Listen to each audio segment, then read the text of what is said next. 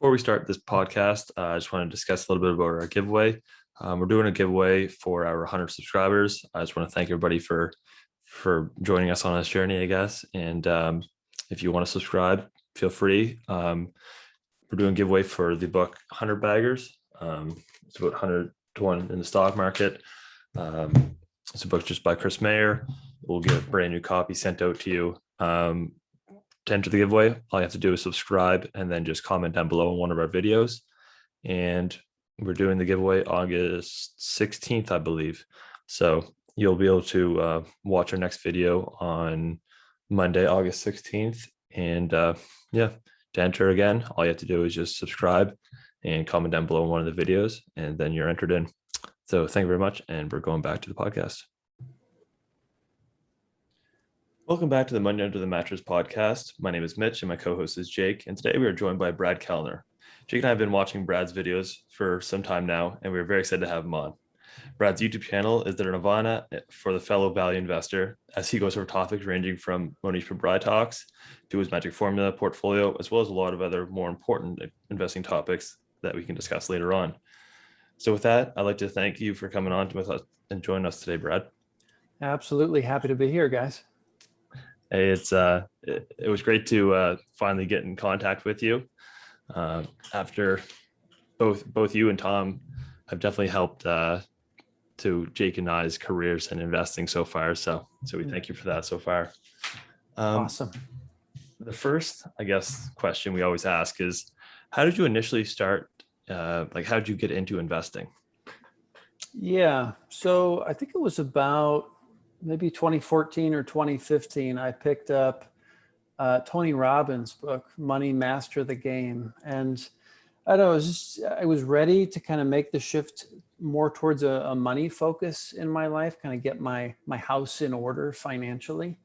So I picked up that book, and, it struck me as a lot of typical advice you would hear. Nothing really stood out to me as something I wanted to dig into from that book. But it kind of got the wheels turning. I looked a little bit into Ray Dalio, and somehow I came across Monish Pabrai on YouTube. And it was just like, yes, this all makes so much sense. And I dove in with him, and just been off to the races since then. Yeah, Monish Pabrai talks are one of the, it's like Christmas morning every time he drops one of those videos. And then like probably a day or two later, then you'll come out with your summary of it. And it's quite a good little selection that we have between you, Monish, and then Tom that we were talking about today. It's been great. Christmas is happening more and more often lately, I guess, because of, the pandemic. Pabrai isn't traveling as much. He's got more time to sit down and do Q&As, which has just been fantastic. Yeah, it has been. Yeah. Would you like to explain why you find cloning to be very beneficial? Absolutely. So I don't remember, it was maybe a talk that Pabrai gave a month ago, and he quotes Warren Buffett saying, how do you explain to a fish what it's like to walk on land? So it's best to in order to really grasp a skill, it's really important to dive into it kind of early in life, in like the teenage years, Pabrai would say. And personally, I don't have experience running businesses in my teen years. Unfortunately, I missed that wave. But Pabrai, growing up, his dad was a serial entrepreneur, and it was just failure after failure. But there were all of these business lessons that Pabrai got through the family businesses.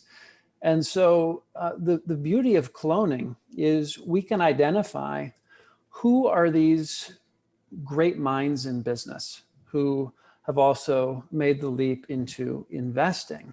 And we can see exactly what we're doing. And we can start with what they've bought recently and try to reverse engineer why they made that buy decision, which is so much easier than picking out any old business from a dartboard and trying to understand what the investment merit of that company is. So there's just a ton of value that I've found in being a shameless cloner.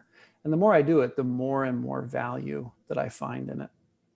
It's almost like it seems too simple at first, but it's just so powerful. Speaking of cloning, over the next week here, we should be seeing some 13Fs come out. Yeah, I'm so excited. This is my Christmas. This is- Every 3 months, the 13F season. Yeah. Yeah. And we've already seen some come out, right? We saw Guy Spear who did a few things. Yeah. We saw Charlie Munger. He didn't do anything, but yeah, I'm really excited for, this Friday going into next Monday to see what everybody is buying. Were you surprised that Guy Spear bought Bubba? I wasn't. I'm not surprised anyone's buying Baba anymore. I mean, Phil Town, we just found out, bought it. Guy Spear, it seems like everyone who's anyone is in Baba now. I was a little surprised to see him buy Daily Journal. It's kind of prompted me to look a little bit more into Daily Journal. Mm-hmm. Matt Peterson, who's on Twitter, he's in other places. I think he did a talk with Tobias Carlisle through the Acquirers podcast, kind of deep dive into Daily Journal. So that's something I want to revisit, but it's not a very high conviction stake. So I'd like to see the Pabrai bought into Daily Journal before I do a lot of work on it. Because, obviously Pabrai spends a lot of time with Charlie Munger. It seems like it would be right in front of his face if it was something that Pabrai was interested in. So I'm kind of waiting for that. I'm also interested in seeing Li Lu's portfolio to see if he's gotten any more Bubba, because he sold out a few quarters ago, right? I believe, and then he didn't buy last quarter, because that was kind of like the opinion that Jake and I had, was that Li Lu was kind of the one that would have shifted Munger, or he was like the inside guy. He was the guy to talk to of Chinese businesses.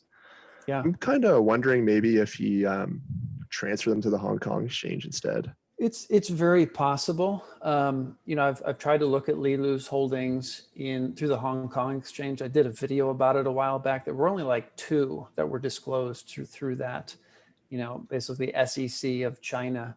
But yeah, it's kind of a black box, unfortunately, most of what Li Lu is doing overseas. Is there any other people that you look for 13Fs other than Monish, Guy Spear, obviously Buffett and Munger? Is there anybody else that you look more closely at? Yeah, David Tepper from Appaloosa Management is someone I get excited to check out to see what he's doing. Phil Town, someone I mentioned a couple minutes ago. I have like 12 that I kind of look at each 13F season. And a lot of those I got from Monish Pabrai's free lunch portfolio. He has a kind of a cloner aspect to the free lunch portfolio where he listed 10 different fund managers that kind of fit his framework for buying stocks. So I look at those as well. Okay, interesting. Yeah. So I'm guessing investing has changed your life, possibly in a monetary way, but has it changed your life as that you see the world a different way? So before the whole investing thing, I was pretty hardcore into permaculture, just like sustainable living, I guess would be a broad stroke way to describe it. And those 2 worlds have always been separate for me, but I can feel them getting closer and closer. So I'm excited for the day when I can look at my portfolio and, my values just shine through in the businesses that I own. I'm not there yet, but, obviously I put a lot of time into the YouTube channel. There's a lot of different investors that I'm corresponding with on YouTube, on Twitter. So it takes up a lot of my time. The passion piece, still hasn't quite locked into place in terms of my values being behind all of that, but it's coming. Would you like to run your own fund someday, or is that something you're not really interested in? Running my own fund, it's funny. Pabrai in I think the last talk he did talked about, who should think about starting a fund. And he's mentioned this a number of times where, if you're not independently wealthy, you haven't really proven that you can do this thing called investing, and that you should be managing other people's money. So, from that perspective, if I'm not doing it to, make more money, I think I just run my own account. I think it'd be just another source of stress in my life to have to, field calls from people whose money I was managing when a stock is down 10% or whatever. It's just not how I want to spend my time. So, Pabrai seems like he's got it pretty well. Seems like he's attracted the right kind of investors to invest in Pabrai funds. So, that might be a good situation, but it's not really something that's on the near-term time horizon for me. Going back to discussing your YouTube channel, how long ago did you start your YouTube channel? Was it 2018? Well, yeah, I think it was 2018. I was doing stuff in real estate back then. I had just read Rich Dad, Poor Dad. I was in this group where we were playing the cash flow game, which is Robert Kiyosaki's, board game for, getting to financial freedom. And so I was doing real estate workshops and things. Then I took a break for, I don't know, maybe a year. And then I kind of shifted focus to the stock market. And that started somewhere around the beginning of the pandemic in March of 2020. And, I was inspired by Tom, who you mentioned before. I think he monetized in like a year of making a couple of videos a week. So I looked and I wanted to know how many videos did he actually make before he monetized. And I figured if I could make a video every day for 3 months, I would have as many videos as it took for him to monetize. I could just compress the time into 1 quarter. And so I set out to do that. I did it. I made a video every day. After 3 months, I had 1,000 subscribers, but I didn't have my 4,000 watch hours. It took another month to get that 4,000 watch hours. So it was 4 months and I was monetized. So it was an interesting ride there. Where would you like to take the YouTube channel in the future? Yeah, where would I like to take the YouTube channel?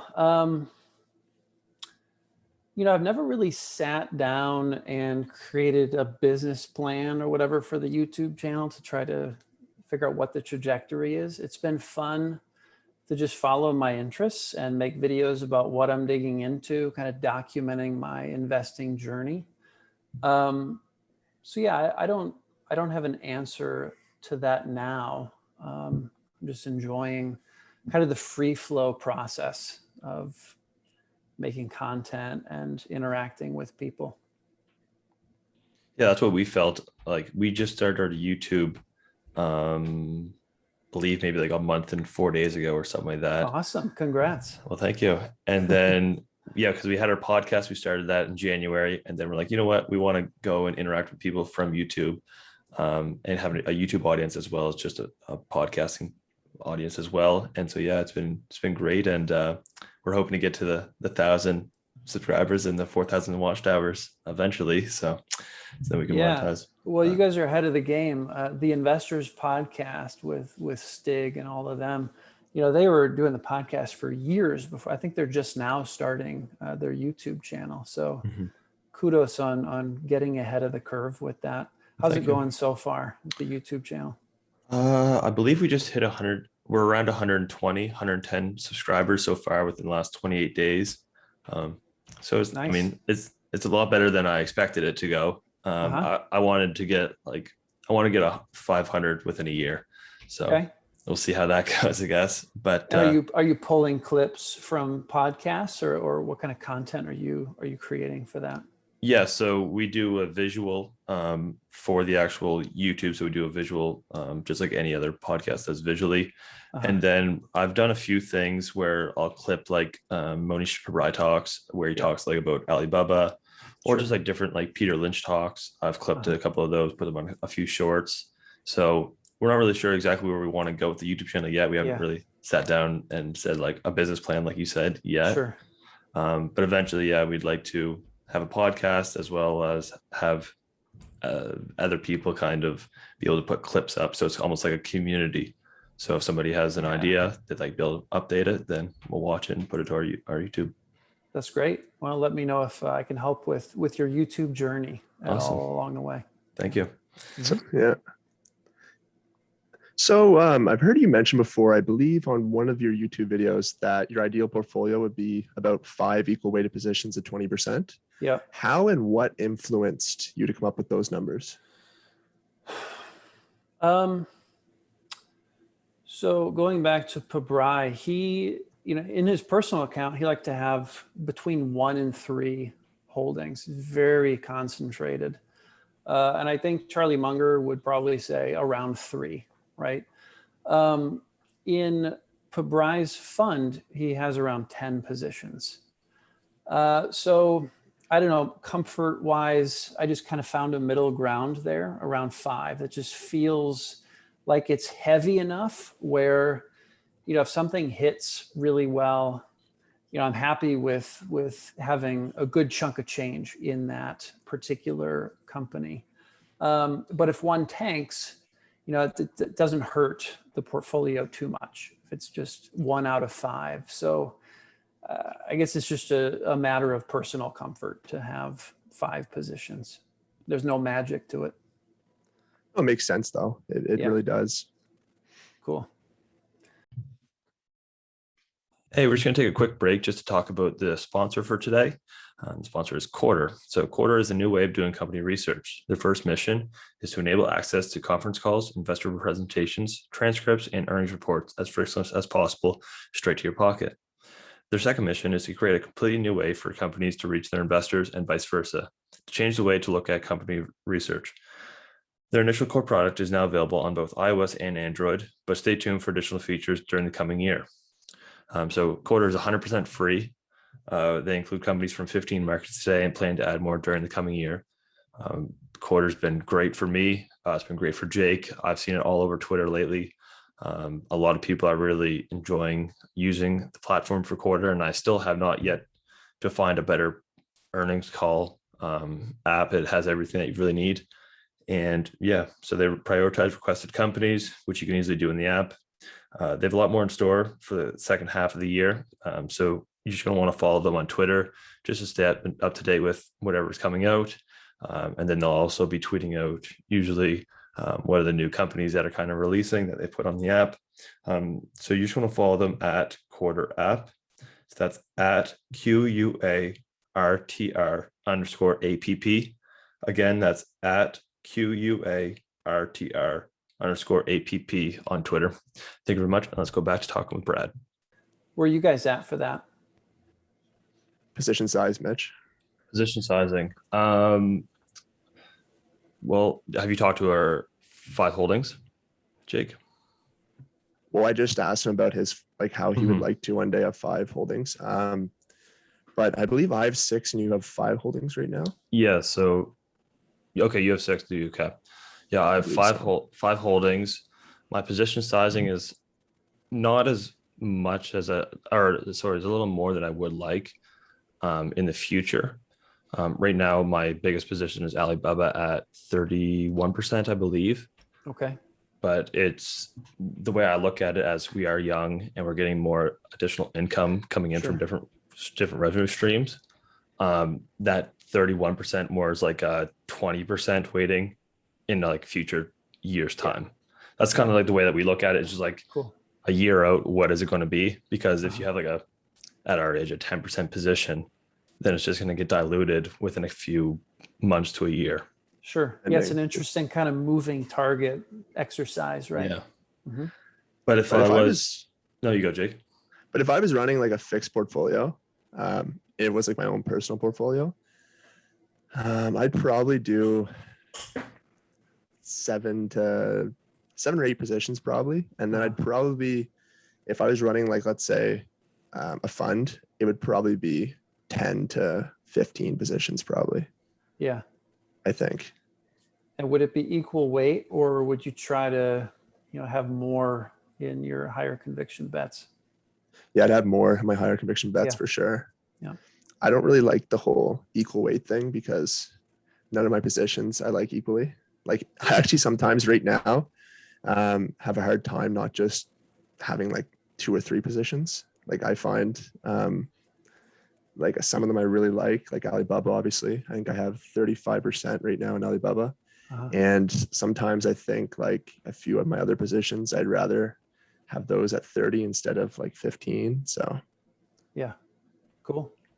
Yeah, I would say like, yeah, if I had a fixed amount of income or fixed amount to run, I would also have, yeah, I wouldn't do equal weightings either. I don't think. It all depends. I do like the per bride 10 by 10, like 10 at cost. I'm not sure if he still is doing that or not. I think he's mainly trying to but stick to that still. Yeah. That's what it's looked like, is that he's pretty well stuck to it. I do enjoy that. I think that's what I would do if I had equal weightings. I'd probably do a 10 by 10, or I would do like because you said that you do a 5 by 20. Is that correct? 5 positions. Yeah. 20%. Okay. Yeah. So, I mean, that would be like probably the most concentrated I would go if I had equal weightings. I don't think I'd do a 3 by 33. But yeah, I mean, I would probably have 7 to 8 holdings, and then my highest conviction would probably be around possibly 25%. Okay. Yeah. And, it's not set in stone for me. I have a magic formula portfolio as well that I'm kind of testing that strategy. And I've been noodling with, kind of a coffee can portfolio where, I'm trying to find micro cap long-term compounders, maybe 5 or 10 a year, and just leave them alone for 10 years. So, I'm always kind of experimenting, but in terms of the cloning, bigger piece, bigger bets, I'm at kind of a five picks at the moment. You want to talk about how you came up with like your, I guess, tweaked version of the magic formula? Sure. Yeah. So, I read Greenblatt's book a couple of years ago, the little book that still beats the market. Obviously, very impressive, the numbers that came out of that, like 30s. I think it was it 30? Maybe it was mid 20% per year, back tested like 18 years or something. So I thought, well, I should test this because I'm not going to know if it works unless I test it. And I guess the reason I tweaked it in the Dondo Investor towards the end, which is Monish Pabrai's more popular book, he said if he were going to do the magic formula, he would probably, do it in conjunction with Value Investors Club. I think that's what he said in that book. And so it got me thinking, well, what other filters might, contribute to a magic formula type approach? And I'd say the big tweak I have is I'm not doing holding for 1 year. I'm not buying and then selling after 1 year. Because Greenblatt, after he started this magic formula approach, he actually did a little test himself where some investors had the magic formula automatically done for them, and some investors did it themselves, right? And there was one case, obviously it's just, one data point, where they bought the initial batch and then they didn't touch it for 2 years. That was the length of the test. And that one actually did the best. And of course, there's been many books that come out where, and Pabrai has said this, where the most important attribute of a great investor is patience. So that's kind of my attempts to incorporate patience into the magic formula as sort of an additional filter. I just added some filters that seemed like they made sense in terms of, what would contribute, what would improve returns over time with a magic formula type portfolio. So I've been doing that every quarter. I think it's been about a year since I've been doing that. Obviously, the market has just been gangbusters the last year. Magic formula has been about in line with the market. I think I'm hoping where the magic formula really shines is when the market takes a pounding, because there's that sort of built-in downside protection in those magic formula stocks, theoretically at least. Mhm. Yeah. Yeah, I remember I DM'd you on Twitter a little bit about, probably a couple months ago, maybe now, about how I enjoyed your magic formula video and how that you were able to do it, and that's not as much turnover, and that I just like the way that you did it and had a tweaked version of it compared to just going gung ho on just the magic formula that you do see on the actual magicformula.com. I think that's the website. Yep. I might be mistaken. Magic Formula Investing, I think. Magicformulainvesting.com. But yeah. To be honest, I quickly identified that the magic formula was an incredible keyword for YouTube. Like, if you look at Investing with Rose, there's a few really big investors who have really leveraged the magic formula to grow their YouTube channels. Obviously that wasn't all of it. I wanted to test the magic formula portfolio, but it has been one of my better keywords. So I think that's important to consider for someone who wants to grow on YouTube. You're going to find, if you throw enough content up against the wall, there's a few things that are going to really stick. If you're smart, you're going to double down on those things. I'm sure you guys have seen a ridiculous amount of Alibaba content out there in the last month. Well, there's a reason for that. Yeah. The content does incredibly well in terms of views and retention and all of that. So I haven't leveraged that as much as I probably could have, but it's interesting to notice that. Yeah, do you know what his name is, Jake? Do you know how to pronounce it? Is it Tai Chi Kang? Jake? I don't want to mispronounce his name. His whole YouTube channel is about Alibaba, and it's done really well.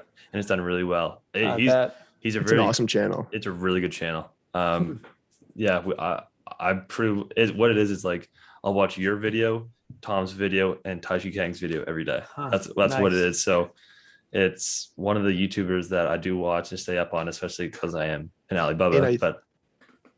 I think that he also created like a Discord channel for bulls and bears of Alibaba too, so they could go on and talk about it. Awesome. That's a very smart idea. So I'm gonna have to check him out. Yeah, he's really very knowledgeable on Alibaba. But if you're not interested in Alibaba, then it's like there's nothing else. No, that's all he talks about is Monish Pabrai. He talks about Jack Ma, Daniel Zhang, and then just Alibaba Cloud, anything that you want to discuss Alibaba. I'd like to get him on eventually too, to discuss Alibaba and then just let him go. I got it right here before you mentioned there. It's Tai Chi Kang. I hope I pronounced that right. Tai Chi Kang. Okay. Tai Chi Kang. Okay. Well, talk about a YouTube channel that's caught some tailwinds recently, huh? Be in the right place at the right time. Yeah. Yeah. What are some books that you have read over the last couple of years that you felt have kind of influenced your investing style or just your lifestyle better? Yeah. Well, the one that Pabrai keeps talking about, because he's in the first chapter, and I'm spacing on the name. You guys probably remember. Richer, Wiser, Happier. Richer, Wiser, Happier. It's a fantastic book. Yeah. A lot of investors that I really admire, say it's the best book they've read all year on investing. So that's a great one. 100 to 1 in the stock market.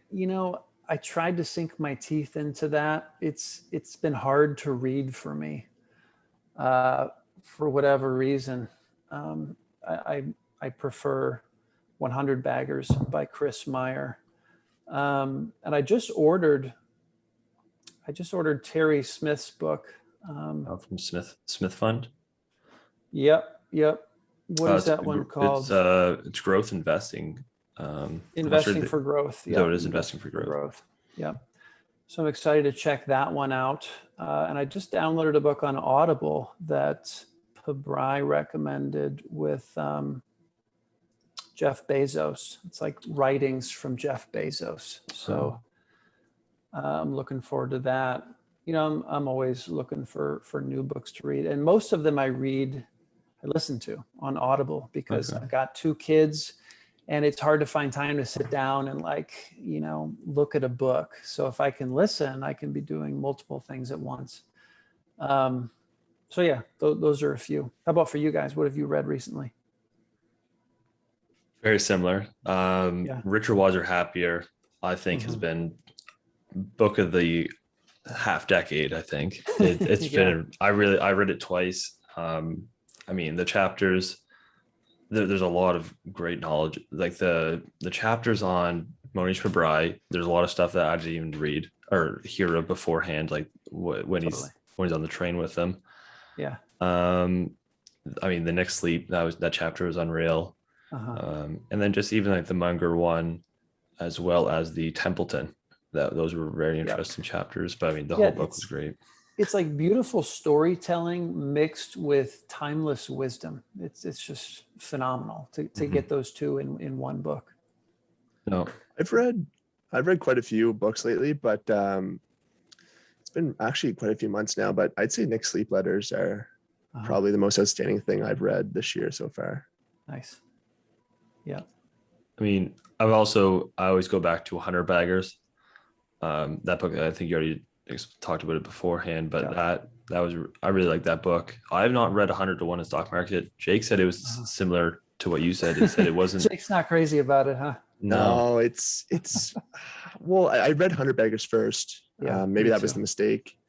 But I found 100 to 1. There was a few like kind of good things I got out of it, but a lot of it was just like showing the stocks that went 100 to 1. It was just page it was after almost page. like cherry picking. It's like, okay, well, how do I act on that, right? He never really, he kind of like, I don't know. I can't really explain how it actually like kind of explained how to actually do it. It kind of just laid out a few concepts on, you have to look for a low multiple and high growth potential. And you know what I mean? Like it's like what everyone says, basically. Right. That's what I felt.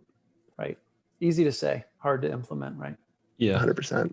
That's why we chose. We're doing a giveaway for our 100 subscribers, so we're giving away 100 baggers. What people have to do is they just have to subscribe and then comment on one of our videos, and then they're entered. And so that's why we chose 100 baggers over 100 to 1 in the stock market, because we like that book a little more. But yeah. Cool. Another book that I've read, I really like the Warren Buffett Portfolio. That book, it's about like focused investing, and then they talk about how John Maynard Keynes was also a really good investor as well. Yeah. It's slipping me who exactly wrote that. Same one as the Warren Buffett Way. Was it Hagstrom? Yeah. Robert Hagstrom. Yeah, Robert Hagstrom. That was probably one of my more favorite Warren Buffett books I've read this year. Nice. Yeah. No shortage of great books out there. No, exactly right. I mean, the shortage is the time to read them. Yes, that's it.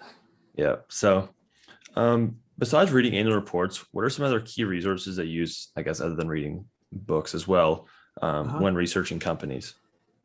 Yeah. One tool I've really been getting into lately is Twitter. I don't know how active. I know you guys are growing on Twitter. But I think there's a critical mass point on Twitter where you're following a certain number of thoughtful other investors, where you can search for company tickers and sort by latest, and also sort by people you're following, and figure out who else has been talking about a particular company, and then you can DM them directly and really go deep down the rabbit hole on a company that way, with kind of direct communication, which can be really helpful. Another one that not everyone is going to have access to is Manual of Ideas, which is a membership, group based in Switzerland. That's been awesome. John reached out to me. He offered me like a complimentary 1-year membership because I mentioned him in a video, or mentioned Manual of Ideas in a video. See, this is the stuff that happens when you kind of grow a community on YouTube and other platforms. That's been really, really cool. Every week I get like an email with, videos on all these companies and write-ups, and it's great too. I can just go to the website and search different tickers and see, what people have presented on. So that's been an incredible resource. And then Value Investors Club, of course. I think, if you're just getting started, trying to figure out how to get better at investing, each day, just look at the new write-ups on Value Investors Club, and that's going to get you a long way. And, wiring your brain to look at new investment opportunities. So again, there's a lot out there that can be really helpful.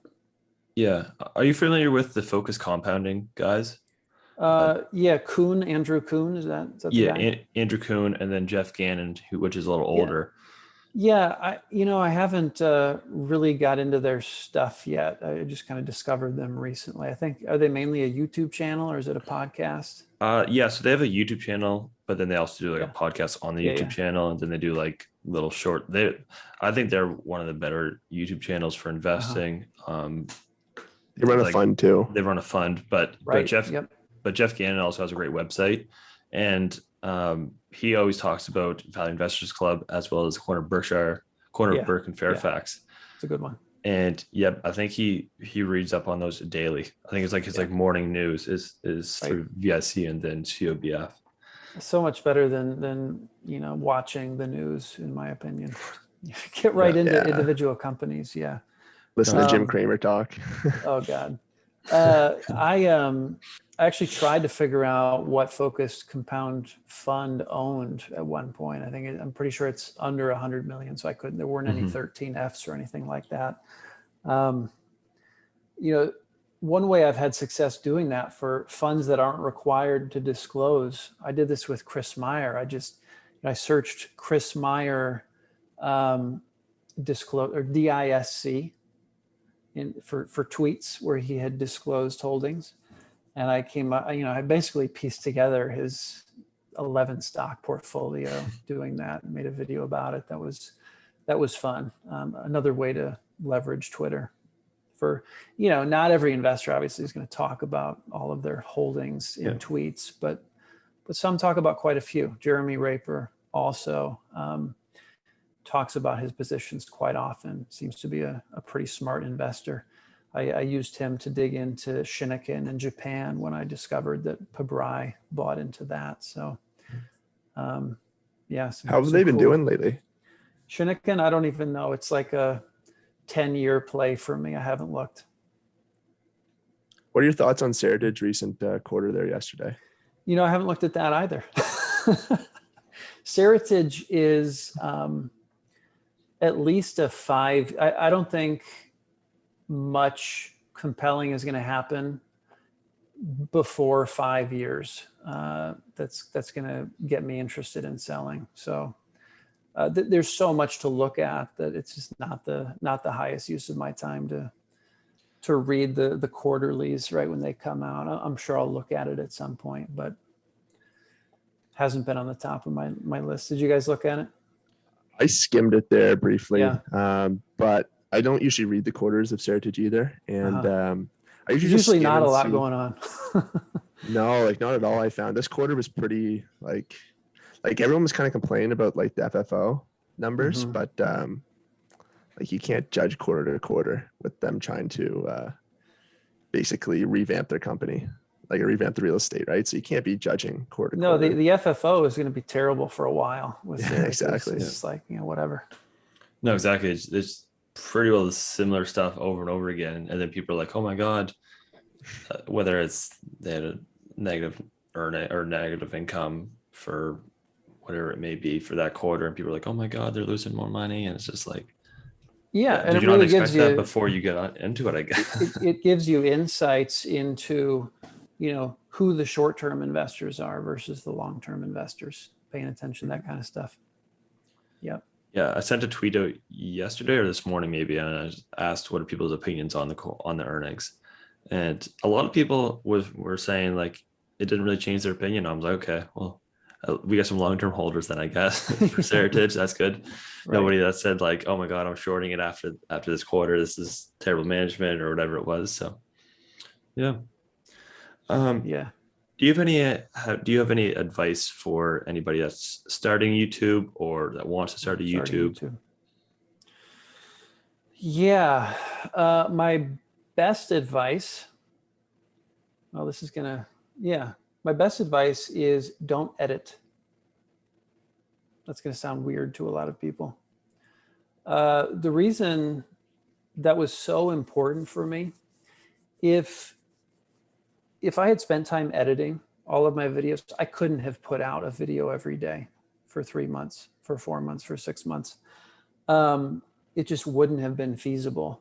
And the thing that really matters when you're starting out is to put out as much content as possible, because you don't know what's going to have traction. You don't know what's going to work, what's going to stick, what people are going to want to see from you, unless you have that volume. And people, obviously people get nervous about that because they want to have their best foot forward. They don't want to they don't want to look like a fool, right? None of us want to look like fools. But the great thing about YouTube, when you're starting out, nobody's watching. So as you're getting better by putting out more and more content, more and more people are watching. So it's this nice little, the curves follow each other perfectly, so that you don't have to worry about it. So that's my best advice. Make it as easy as possible to put out content, and don't be too critical about your content. Just put it out. So yeah, just stay consistent. That's similar to what, if you're familiar with Gary V. He's the one who inspired that. Okay, yeah. So yeah, just get it out there, and then if people don't like it, then they don't like it. Then it's okay. Well, change, do something different. But if they like it, then just keep on hammering home at. And if people don't like it, it's like, okay, I'm not just doing this for other people. I'm doing it for me as well, right? It's the best learning tool that I have to teach what I think I know to other people, right? Because I'm going to get feedback. I'm going to realize as I'm talking about something, oh, I don't know as much about this thing as I thought I did, right? When it was just in my head. Now that I have to actually elaborate verbally what I think I know. So it's just been an incredible learning tool for me, regardless of what anybody else thinks. I think if you go into it only looking for feedback on what other people want, you're not going to get the full value out of it yourself. Yeah, no, exactly. That's what Jake and I have felt, is that just putting content out and then putting it out for helping us as well as helping other people. But no, if I wanted to get views and clicks, I probably wouldn't be talking about value investing on YouTube. So it's right. So you'd be talking about Bitcoin and Tesla and all that stuff. Exactly. Right. So no, me and Jake and I, we DM the people that we want to talk to and have a discussion with, or email them, or whatever it may be. So then we can learn, as well as somebody that's interested in Brad Kaellner YouTube, or somebody that's interested in previous people that we had on, such as the guy that talked about Amazon AWS. Like, if you don't want to listen to Amazon AWS, then you're not going to want to click on our YouTube video. But yeah, no, that's very good advice, and we thank you for that. I guess the final note is it's hard to implement. It's hard to put that into practice. True. So the only way I was able to do it was I just had a commitment to myself. I'm going to put out a video every day. And if it sucks, well, nobody's going to watch it because it's not going to get any traction, right? So, but I remember the first time I turned a camera on, like pointed at me, I just froze. I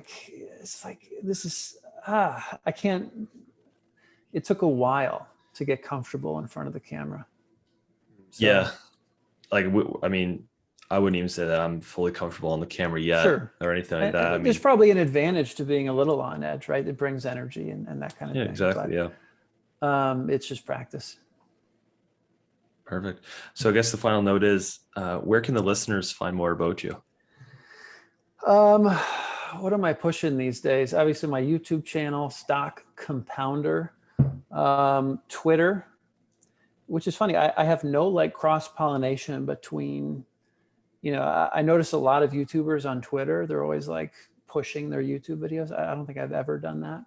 And I find that can be a big mistake, to have one platform that you're really focused on, and then kind of use all of these other platforms to try to drive traffic to one platform. The algorithms hate that, right? The Twitter algorithm does not want people leaving to go to YouTube. So it's really hard to grow on different platforms if you're trying to play that game.